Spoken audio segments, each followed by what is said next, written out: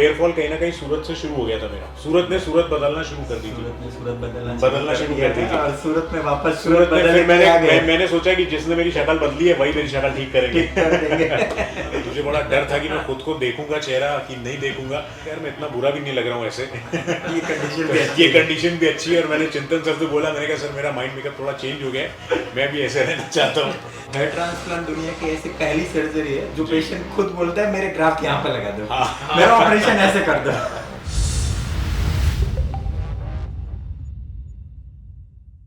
नमस्कार, मैं हूं आरजे पूरब और पिछले 15 सालों से मैं एक रेडियो जॉकी हूं और पिछले 3 सालों से यूट्यूब चैनल पे जो है प्रैंक वीडियोस बना रहा हूं।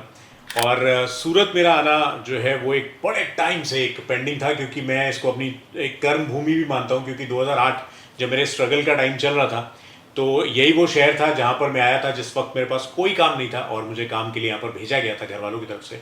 और उसके बाद से सूरत ने मुझे ऐसा बिजी किया कि इसने बोला अब जाओ, अब तुम इतने बिजी हो जाओगे कि सूरत आने को तरसोगे। और सूरत आना इनफैक्ट इस चीज़ के लिए बनेगा ये भी मैंने कभी सोचा नहीं था। और 2008 के बाद मेरा सूरत आना हुआ है। वैसे ही मज़ेदार लोग हैं, वैसे ही साफ़ सुथरा शहर है और क्या ही कमाल का शहर है। इनफैक्ट अगर आप यहाँ पर किसी कैब में भी मैं बैठ रहा हूँ ना तो वो भी इतना स्माइली और इतना खुशहाल है।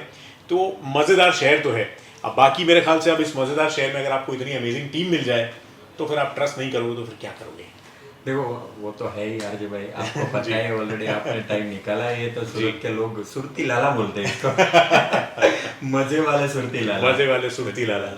तो पूरा भाई आपको क्यों लगा कि आपको ट्रांसप्लांट करना चाहिए, आपको हेयर की ट्रीटमेंट करना मैं बिल्कुल चाहिए? सही से बताऊं आपको, बिल्कुल सच बात। देखिए मैंने बचपन से सोच लिया था, जब भी मेरा पापा को जब मैं देखता था, मेरे फादर के भी बाल नहीं है और मैंने बचपन से उनको देखा है, तो मुझे लगता था कि जब पिताजी के बाल नहीं है तो मेरे कहाँ से होंगे।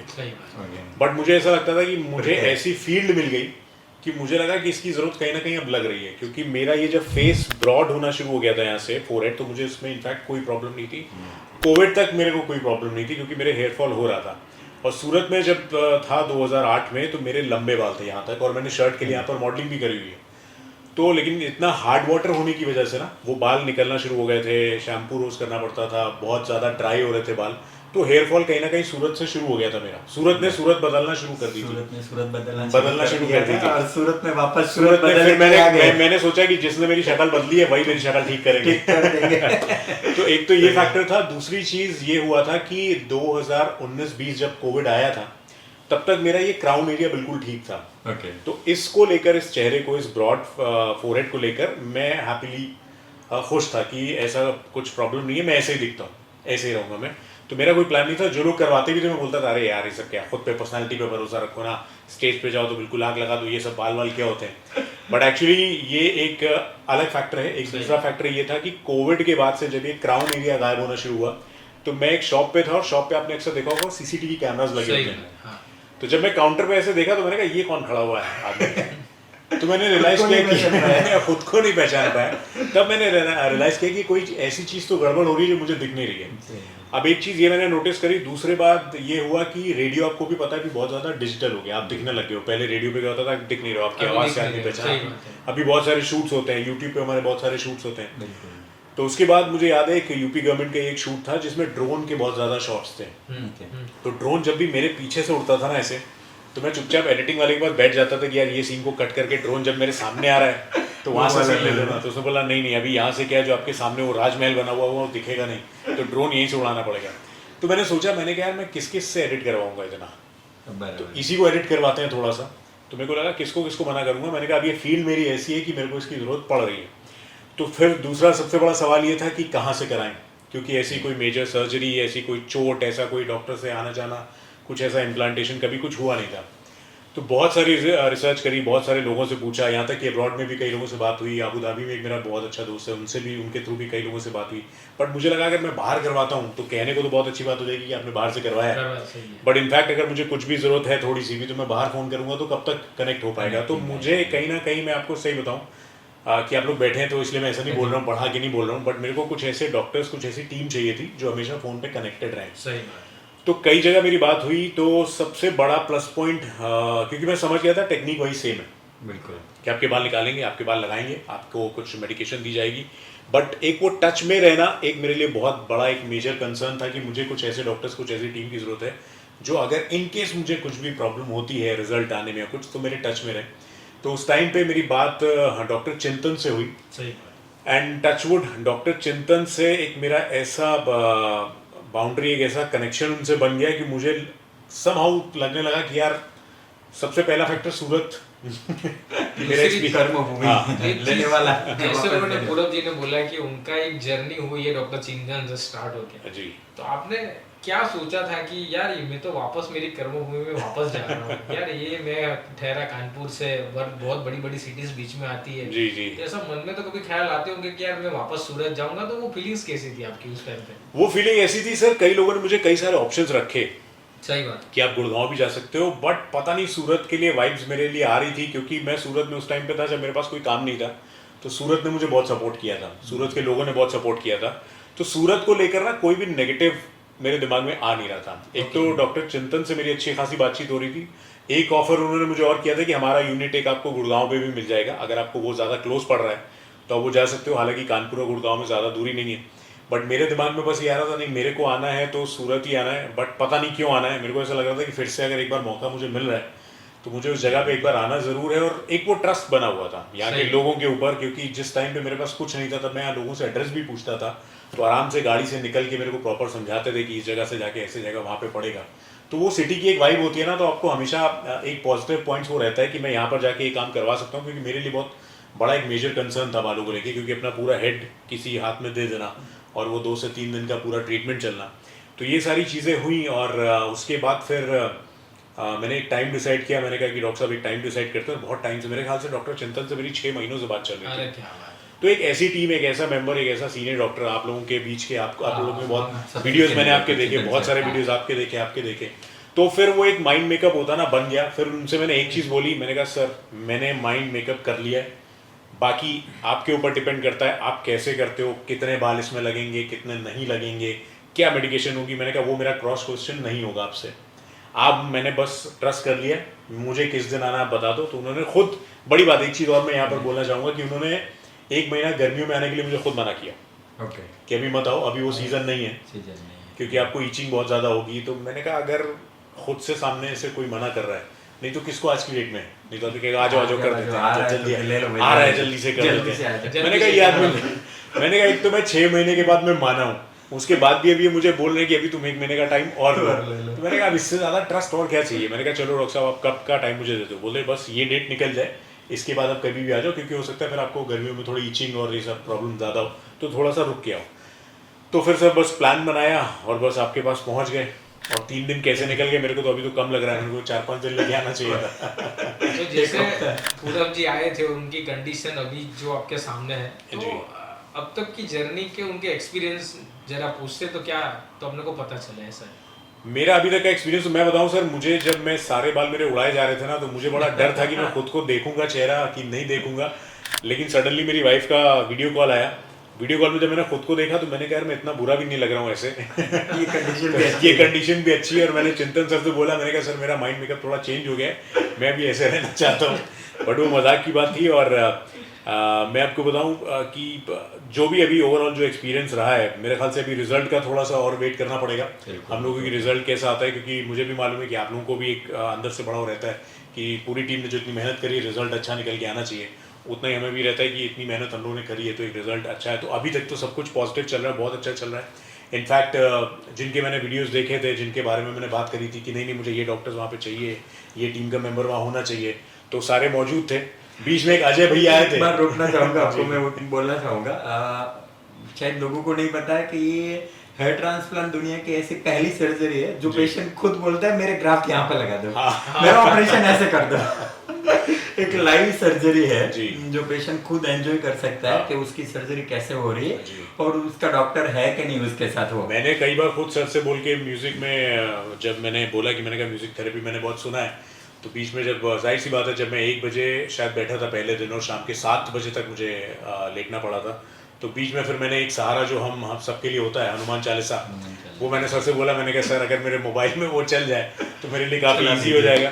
और वो चलता रहा, बहुत सारी बातचीत होती रही, प्राण के बारे में बातचीत होती रही और सर्जरी कैसे हो गई उसके बारे में पता भी नहीं चला। और इनफैक्ट जो स्वेलिंग की बात हो रही थी, बहुत सारे लोग बोलते थे इवन मैंने एक रील डाला था, रील में बहुत सारे कमेंट्स आए थे कि अब स्वेलिंग आएगी चेहरे पे, ही होगा।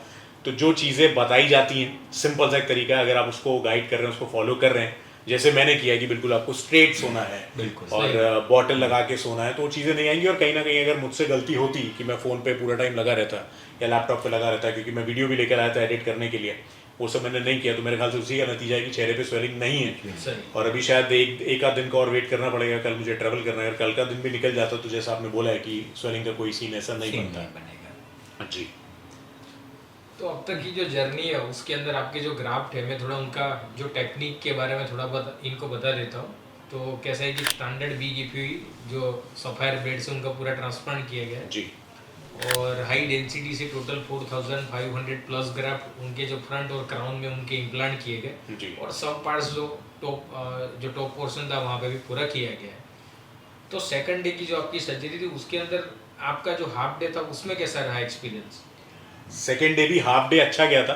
जब इस पोर्शन में जैसे ही काम शुरू हुआ यहाँ पर, तो मेरे से कंट्रोल नहीं हुआ, मुझे लगा मैं गलत फंस गया हूँ।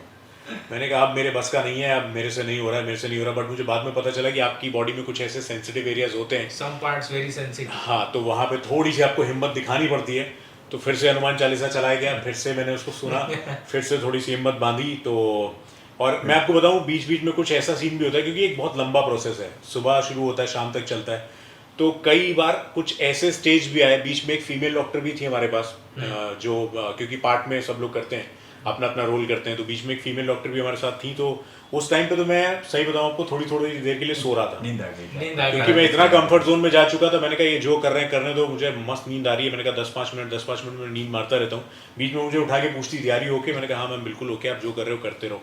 बट सेकेंड का जो हाफ डे था, वो थोड़ा सा यहाँ पे कुछ मेरा सेंसिटिव एरिया शायद ये वाला है, जहाँ पे मुझे पेन फील हुआ था कि नहीं अभी बर्दाश्त के बाहर हो रहा है। तो टीम ने सपोर्ट किया, और वापस से जो फीमेल स्टाफ कर रहा था उन्होंने वापस करना शुरू किया। तो कहने का मतलब ये है कि कुछ भी ज़बरदस्ती वाला काम नहीं था। जहाँ पर भी कहीं आपको प्रॉब्लम हो रही है, आप ऐसा नहीं कि आप चुपचाप करवाते रहो, आप बोलोगे तो फौरन वहाँ पे उसका इंटीमेट सोल्यूशन जो है वो मिलता है। मिल जाता है। तो ये मेरा सेकेंड डे का जो हाफ डे का था थोड़ा सा क्योंकि था। पहले डे तो आप एकदम स्मूथली गए, बिल्कुल second day स्मूथली। पे मुझे थोड़ा हाँ, मुझे पहले दिन का जो डर था, वो जो पहली वैक्सीन, जो पहली सुई यहाँ पर लगाते हैं, मेरे दिमाग में बस होता है कि वो बर्दाश्त हो गई तो फिर सब ओके, सब हो गया बराबर। No pain no gain. No pain no gain, जैसे जिम में हम लोग अक्सर बोलते हैं। तो अच्छा दिखना है तो इतना तो करना करना पड़ेगा। पड़ेगा करना। अच्छा डॉक्टर जिंकल, एक सवाल मेरा था, क्योंकि जैसे मैंने माइंड मेकअप किया सर्जरी कराने के लिए, सही। तो पहले मुझे भी बहुत सारे लोग बोलते थे कि सेफ नहीं है, या फिर ऐसा कुछ भी मेरे जहन में भी आता था कि क्या ये सेफ है। बट जब मैंने बहुत सारे रिजल्ट देखे, बहुत सारी चीज़ें देखी, बहुत सारे लोगों से बातचीत करी, तो मैंने भी करवाया। बट अभी भी कहीं ना कहीं बहुत सारे ऐसे लोग हैं जो कहते हैं कि ये सेफ नहीं है, बट वो कुछ बनी बनाई बातों में भी बोल देते हैं। कुछ कोई ऐसे वीडियोस भी ले आते हैं कि इसने करवाया था या नहीं रहा, हाँ, ऐसे भी कई केसेस बताते हैं। तो इसका फैक्ट क्या है, मतलब ये क्या बहुत सीरियस सर्जरी है या फिर टेक्निक का काम है, इसमें क्या है चीज़? देखो पहली चीज तो उनका ऐसा क्वेश्चन है कि ये सेफ सर्जरी है कि नहीं। पहली चीज तो ये सबसे सेफ सर्जरी है। दूसरी चीज कि आपको कॉन्शियस कंडीशन में ये चीज आपके सामने की जाती है। सेफ अनसेफ क्यों होता है कि जो कोई सर्जन वेल क्वालिफाइड नहीं है, उसके पास वेल इक्विपमेंट्स, ऑपरेशन थिएटर नहीं है, उसके पास वेल मेंटेन स्टाफ नहीं है, तो वहाँ पे सर्जरी करना आपके लिए अनसेफ है। आपने कई टाइप के मेरे वीडियोस देखे, डॉक्टर चिंतन से बहुत लंबी बातचीत की, तो उसके बाद में आपने डिसीजन लिया। कई बार लोग कैसा है कि नज़दीक के चक्कर में ये डिसीजन ले लेते कि चलो हम लोग यहाँ पे सर्जरी करके, फिर उसको बाद में पछतावा होता है कि हमने यार ये क्या कर दिया। तो पहली चीज़ थी सेफ और अनसेफ के बारे में मैंने आपको बताया। उसके बाद में ऐसा सिंपल प्रोटोकॉल है कि आप फर्स्ट 7 डेज के लिए खाली रूटीनली आपने केयर कर दिया, तो उसके बाद में आप वॉट एवर आपकी कंपनी है, आपका वॉट एवर फील्ड वर्क है, आप कहाँ पे भी इजीली वर्क कर सकते हैं। ऐसा कोई हेडेक चीज नहीं है कि आप इसके बाद में ये वर्क नहीं कर सकते, आप ये चीज नहीं कर सकते, कि आप जॉब पे आपको इजीली जाना है तो नहीं जा सकते, ऐसी कोई चीज नहीं है। तीसरी चीज कि आपको ऐसा बोलना है कि सर ये चीज को किस तरीके से अपने को देखना चाहिए। हेड ट्रांसप्लांट को, हेड ट्रांसप्लांट लंबी प्रोसीजर है पर वो सेफ प्रोसीजर है, बिकॉज उसमें हर स्टेप पे अलग अलग तरीके से डॉक्टर्स का रोल रहता है, जो हर उस तरीके से आपको मोटिवेट करते रहते हैं। और सबसे पेनलेस सर्जरी है जो 10 साल पहले अभी नहीं थी। और अभी कैसा हो गया कि पहले हेड ट्रांसप्लांट जो लोग करते थे वो बहुत उस टाइप का हो गया कि मोस्टली मिडिल क्लास और लोअर क्लास का पॉसिबली कोई चांस ही नहीं है। पर ये लग्जरियस पैटर्न इवन अभी इतने सारे वेल क्वालिफाइड सर्जन हो चुके हैं, तो कभी सही जगह पे आप करते हो तो आपको अच्छा रिजल्ट इवन लग्जरियस ट्रीटमेंट में मिल सकता है। मिल सकता है मिल बिल्कुल। सकता है। मैं बता रहा हूँ आपको, जिस कैब से अभी मैं कुछ देर पहले मॉल गया था, वो जो कैब वाले भाई साहब थे वो खुद ट्रांसप्लांट करा के बैठे हुए थे। ओके। जब उन्होंने मेरा ये देखा तो बोला आइए आपने भी ट्रांसप्लांट कराया क्या? तो बस मैंने बोला हाँ। मैंने बोले, फिर उन्होंने अपना बताया, बोले मैंने भी करवाया। तो वही मैंने सोचा कि अभी कितना मतलब रीच इसकी बढ़ चुकी है, या सो अगर- अवेयरनेस बहुत ज्यादा हो गई। बहुत ज़्यादा हो गई है। तो मैंने बोला जो कैब अभी ड्राइवर्स हैं वो भी अगर उनको भी टेंशन है तो उनको मैंने आगे से दिखाया है। उन्होंने मुझे अपनी पुरानी फ़ोटो दिखाई तो उनका तो बिल्कुल ही नहीं था सामने का, और बहुत यंग एज में चले गए थे। तो मैंने बोला कि अभी एक टाइम पर हम लोग सोचा करते थे कि बहुत बड़ी चीज़ है, बहुत कोई बड़ा आदमी है वही करा पाएगा क्योंकि आउट ऑफ बजट है, कुछ है। बट अभी मेरे ख्याल से इतने सारे कैटेगरीज, इतने सारे ऑप्शंस आ गए हैं। इनफैक्ट आपके पास भी मैंने सुना कि कई सारी कैटेगरीज हैं कि आपको ये भी आप करवा सकते हो, इसमें ये भी करवा ये भी सकते करवा हो। सकते हो। तो ईजी है, अगर बहुत सारे लोग इसके लिए ट्राई कर रहे हैं तो मेरे ख्याल से इतने ज़्यादा बेनिफिट्स पहले नहीं थे और ऑप्शंस नहीं थे जितने अभी पिछले 5-10 सालों में हो गए, बहुत अवेलेबल हो गए। और पहली चीज तो ये क्या है कि इनका खुद का आप देखिए कि पूरब जी का खुद का सेल्फ कॉन्फिडेंस ट्रांसप्लांट के बाद उन पे फेस पे जो उनकी ब्यूटी है वो आपके सामने आप खुद देख सकते हो कि क्या उनके चेहरे पे जो स्माइल है वो हर चीज की बयां करती है। उनको रिजल्ट आने में 6 महीने की देरी है पर फिर भी उनके चेहरे पे आप स्माइल देख सकते हो। मैं बहुत खुश हूँ, और मैं बताऊँ इसलिए बहुत खुश हूँ क्योंकि मुझे लगता था एक इस चीज़ से कहीं ना कहीं मैं मार खाता हूँ। मैंने कहा वो भी कंप्लीट कर ली मैंने, बाकी सब परफेक्ट है मुझे मालूम है। क्योंकि स्टेज शो होस्ट करना, रेडियो शो होस्ट करना, किसी का इंटरव्यूज करना, तो हमेशा मेरे लिए हमेशा एक बहुत बहुत चैलेंजिंग टास्क रहा है। मुझे मज़ा भी आता था, बट कभी ना कभी मेरे दिमाग में एक जहन में बात आती थी कि यार ये कहीं ना कहीं एक फैक्टर है जिस पे मेरे को ध्यान देना पड़ेगा।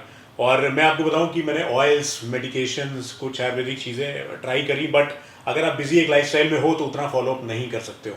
बहुत सारी मेरे पास आयुर्वेदिक मेडिसिन होती थी जिनको मुझे हमेशा कैरी करके घूमना पड़ता था। घर गए, घर से फिर ऑफिस लेकर आए, अगर ऑफिस लाना भूल गए तो उस दिन की मिस हो गई। तो मैंने कहा इसका कोई सोल्यूशन ऐसा है नहीं, कुछ परमानेंट सोल्यूशन ही चाहिए होगा।